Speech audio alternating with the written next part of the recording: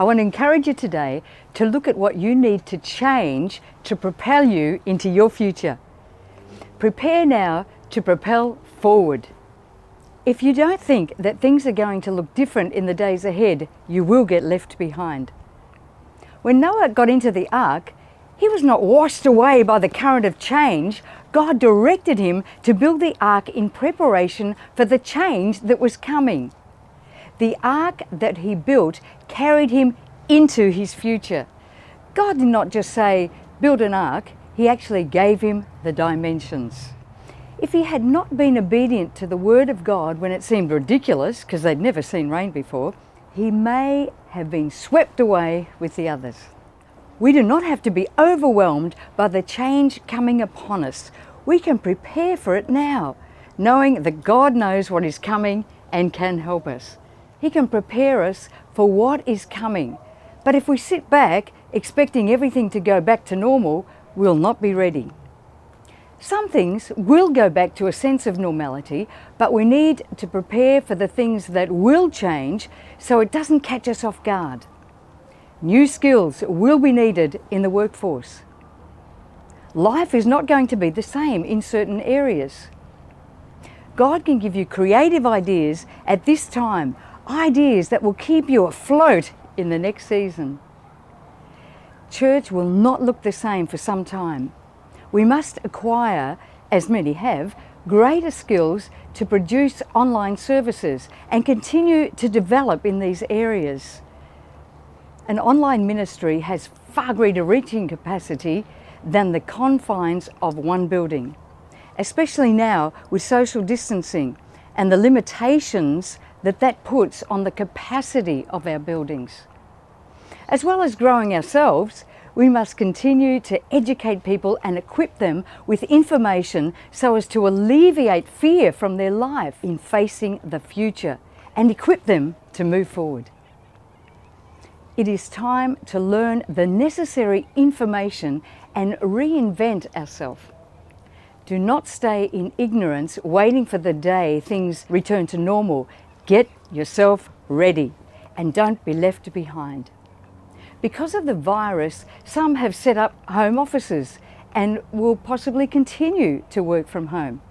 Others, who will re-enter the workforce, will have to abide by the new stringent health protocols set by the health experts. It is not to be fearful, but to be aware of the new world that we live in. None of these things should cause us to fear. Fear affects your immune system, and it affects it negatively, which is something we need to be strengthening at this time so that we're not vulnerable if we happen to be exposed to the virus. So the next thing we need to change to propel us forward is to build our immune system. We need to protect ourselves by getting proper rest. Yes, in a time of unrest, we need to focus on getting good sleep. It's also time to refocus on eating a healthy diet. Eat your greens, eat your veggies. It's a good thing. Don't eat too much sugar. It will weaken your immune system, which you need to keep strong. Make sure you keep hydrated. Drink lots of water. Try to avoid stress. I know, but that is something we have to do. Stress also plays havoc with your immune system. Keep trusting God. He has got you at this time, and He will get you through. Get out in the sun and soak up some vitamin D. Maybe you could consider taking some supplements at this time, but there are plenty of experts out there that can get you informed. The next thing we will need to prepare for is that there will continue to be social distancing. That's not going away too soon. Cleaning surfaces, washing our hands.